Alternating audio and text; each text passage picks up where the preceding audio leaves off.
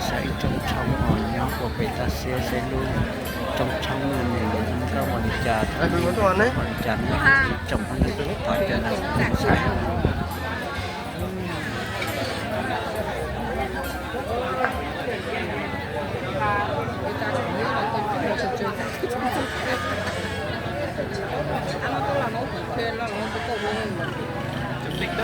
Hello mọi người, hôm nay lại lâu sùm. Chú rể đâu, có chú rể đâu?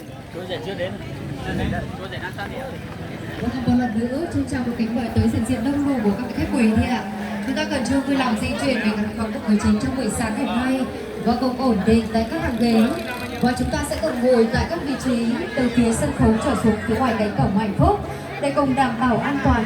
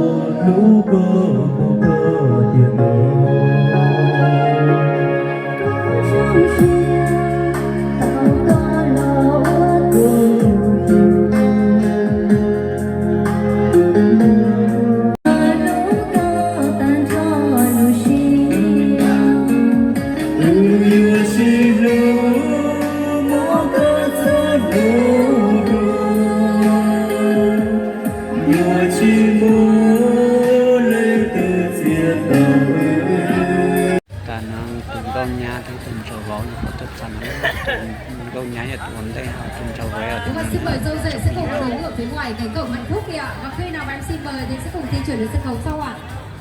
Và một lần nữa xin được trân trọng kính mời tới sự kiện của hai bên phía đoàn sẽ cùng khẩn trương vui lòng di chuyển về khán phòng cổng chính và cùng ổn định tại dãy bàn danh dự sát với sân khấu tình yêu của chúng tôi trong buổi sáng ngày hôm nay. Và chương trình lễ thành hôn của chú rể A Công Sánh Duyên cùng cô dâu Thiên Bằng xin phép được bắt đầu bằng một tràng vỗ tay thật lớn từ phía quý vị được không ạ?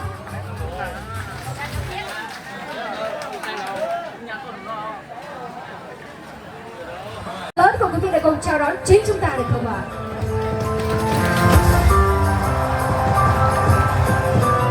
Vâng ạ, xin cảm ơn rất là nhiều. A Mù Sung Lào Cai ạ, bạn có thể chia sẻ cho quý vị cũng như là MC được biết không ạ? Thưa là em nghĩ là chắc là do bão nên là gió nó thổi em mới bay lên trước kia xong rồi.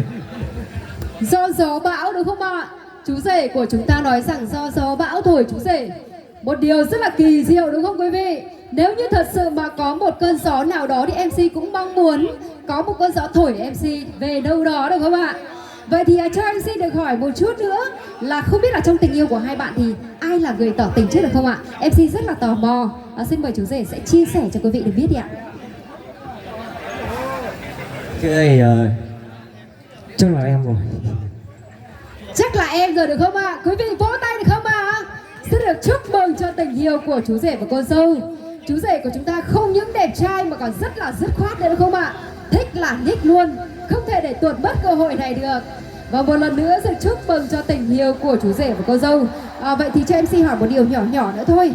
Và không biết là trong tương lai hai bạn thì không biết là ai sẽ là người giữ tiền trong gia đình nhỉ? Tạm thời thì tiền vẫn là em giữ thôi, nhưng mà em vẫn để chuyển cho vợ em. Nhưng mà tạm thời là vợ chưa đòi đâu, nhưng mà sau này em không biết được. Vâng, rất là tuyệt vời, một điều rất là hiếm có đúng không ạ? Chú rể của chúng ta là người giữ tiền. Và khi nào mà cô dâu có nhu cầu thì chú rể sẵn sàng chuyển khoản đúng không ạ? Cho cô dâu tới người vợ tuyệt vời nhất trong ngày vui hôm nay. Và ngay sau đây chúng ta sẽ cùng đến với những nghi thức trang trọng của chú rể và cô dâu trên sân khấu tình yêu này. Và hình ảnh đầu tiên mà Thu Cúc muốn được nhắc tới là hình ảnh của chiếc bánh tình yêu. Và xin mời dâu rể sẽ cùng nắm tay nhau di chuyển về phía tháp bánh của tình yêu.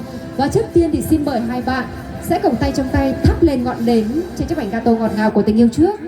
Và để thực hiện nghi thức này thì xin mời cô dâu sẽ dùng bàn tay trái che ngọn nến đi ạ. Và chú rể sẽ dùng bàn tay phải cầm chiếc bật lửa lên đi ạ. Hai bạn sẽ cùng thắp lên ngọn nến trên chiếc bánh gato ngọt ngào của tình yêu trước. Hai tay giữa ôm eo nhau đi ạ. Và sau đây xin mời dâu rể sẽ cùng chắp tay lại, cùng nhắm mắt và nguyện cầu những điều bình an, may mắn, hạnh phúc sẽ đến với gia đình nhỏ của hai bạn. Xin mời. Và tiếp theo xin mời cô dâu chú rể sẽ cùng tay trong tay cắt chiếc bánh ngọt ngào của tình yêu làm 3 phần đi ạ. Hai tay giữa ôm eo nhau đi ạ. Hai tay ngoài sẽ cùng cắt, hai tay giữa ôm eo ạ. Nhất trong ít trong đề chỉ thì đi trà sở đời, ít trong xe trồng rầu, ít trong cái thì không dừng. Tại chỉ năng câu nhá thì trong vào tự chi tuổi tệ lại biển ra chi. Xin lúc đầu một lời giá tỏng tê, gỡ ớt này nhớ đòn nho chỉ ra ít chỉ chua. Lọc bông lúc địa lúc gì, lúc cái đi trà xe sở đời. Và xin cảm ơn cô dâu chú rể với nghi thức cắt bánh vừa rồi. Và tiếp nối chương trình xin mời hai bạn sẽ cùng nắm tay nhau di chuyển về phía tháp diệm của tình yêu để cùng khơi nguồn yêu thương. Phải đeo kính râm để mai khỏi phải làm nữa. Chú rể, vâng ạ, lắc mạnh hơn nữa đi ạ. Quý vị vỗ tay được không ạ? Cổ vũ chú rể của chúng tôi được không ạ? Và sau đây xin mời chú rể sẽ hướng sang phía ngoài rạp, vặn khoáng ngược chiều kinh đồng hồ.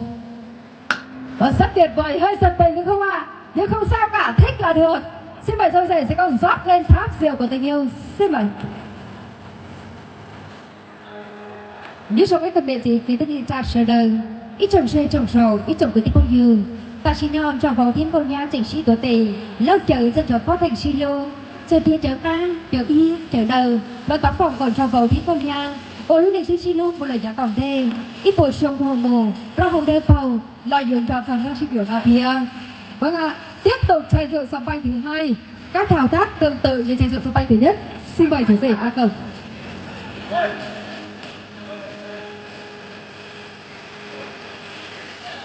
Và sau khi bắc xong tem thì xin mời chú rể tiếp tục hướng nắp chai trở về phía ngoài rạp đi ạ. Và cùng vặn khoáng ngược chiều kim đồng hồ.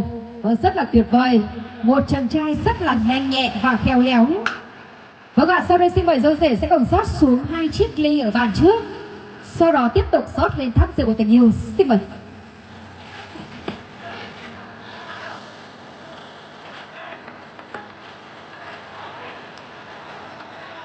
Sau đây xin mời dâu rể tiếp tục rót lên tháp rượu của tình yêu đi ạ. Kính thưa quý vị, rượu là sự kết tinh hòa hợp của rất nhiều hương vị trong cuộc sống. Hương vị đồng đàn của rượu tượng trưng cho tình yêu của cô dâu và chú rể sẽ lên thật nhiều màu sắc, thật nhiều cảm xúc. Và ngay lúc này, âm thanh, ánh sáng, sương khói, tất cả những đang nâng bước cho tình yêu của cô dâu và chú rể. Và khoảnh khắc này sẽ thật sự ý nghĩa hơn bao giờ hết nếu được cộng hưởng bởi những tràng vỗ tay thật lớn từ phía quý vị, được không ạ? Cảm ơn quý vị rất là nhiều. Và tiếp nối chương trình xin mời cô dâu chú rể sẽ cùng nắm tay nhau trở về. Vâng ạ, xin mời hai bạn sẽ cùng nâng 2 chiếc ly ở bàn trở về chính giữa sân khấu để cùng uống ly rượu ra môi thay việc cho chương trình lễ thành hôn buổi sáng ngày hôm nay. Và để thực hiện nghi thức này thì xin mời cô dâu và chú rể sẽ cùng đứng đối diện nhau một khoảng cách vừa đủ đi ạ. Xin mời. Và quý vị ở phía bên dưới hãy cùng rót thật đầy những ly đồ uống của mình ở trên bàn đi ạ. Và hãy cùng với MC hô những lần xô đồng thanh thật lớn. Và chúng ta sẽ có 3 lần xô. MC sẽ hô 1, 2 và quý vị sẽ xô 2 lần được không ạ? Và lần thứ 3 thì chúng ta sẽ hô chúc mừng hạnh phúc. Dâu rể sẵn sàng chưa ạ? Quý vị sẵn sàng chưa ạ? MC xin phép được bắt nhịp ạ. 1, 2, 3. 2, 3. 2, 3. Chúc mừng hạnh phúc. Kính chúc cô dâu chú rể trăm năm tình viên mãn, bạc đầu nghĩa phu thê, thiên trường địa kiều mãi mãi không xa rời. Rất là tuyệt vời ạ. Xin mời dâu rể ạ. Và quý vị bây giờ chúng ta hãy cùng cạn ly đi ạ.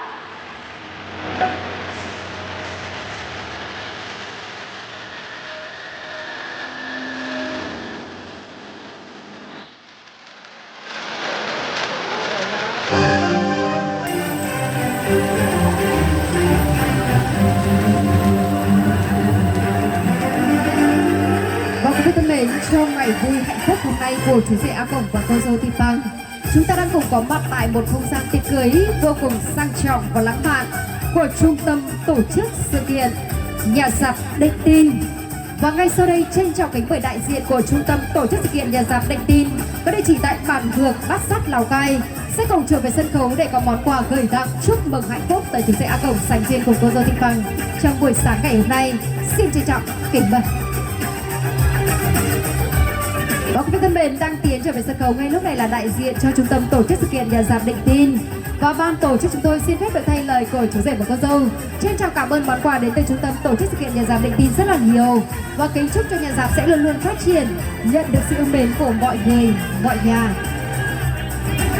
Như trong ít trong địa chỉ kỳ tích trao trời đời, ít trong treo trồng trò, ít trong kỳ tích không như dùng chiết giải tỏ cho đây sự đời chạy trì đến lên chơi hở buôn nu buông tỷ tôi cộng cho bánh gần câu nhá thiên đường phẩu cho đôi chi điều đó thia thấu cho tôi cho nên sự đời tiếp vọng của nên sự đời địa chỉ uốn nên chi blue xin chi đùa. Và quý vị thân mến, chương trình lễ thành hôn của chủ tịch A Cổng Sành Xuyên cùng cô dâu Thị Bằng của chúng tôi xin phép được khép lại tại đây. Một lần nữa trân trọng cảm ơn tới sự diện đông đủ của toàn thể các cụ, các ông, các bà, cô dì chú bác. Chúng ta đã không quản ngại đường xa xa xôi, cùng trở về đây chung vui cho ngày hạnh phúc của chủ tịch A Cổng Sành Xuyên cùng cô dâu Thị Bằng. Kính chúc cho quý vị đắc lộc, đắc tài, đắc phú quý, thịnh vượng an khang và ẩm thực ngon miệng. Một lần nữa MC cùng với dâu rể sẽ cùng dùng một cái cúi đầu để cảm ơn tới sự diện của toàn thể quý vị trong ngày hôm nay ạ. Và ngay sau đây MC sẽ trao gửi cô dâu chú rể trở về với vòng tay yêu thương của toàn thể quý vị. Và xin mời hai bạn sẽ cùng đi từng bàn tiệc để cùng nâng lên ly rượu nồng chúc mừng hạnh phúc tới hai bạn trong ngày hôm nay. Xin mời ạ.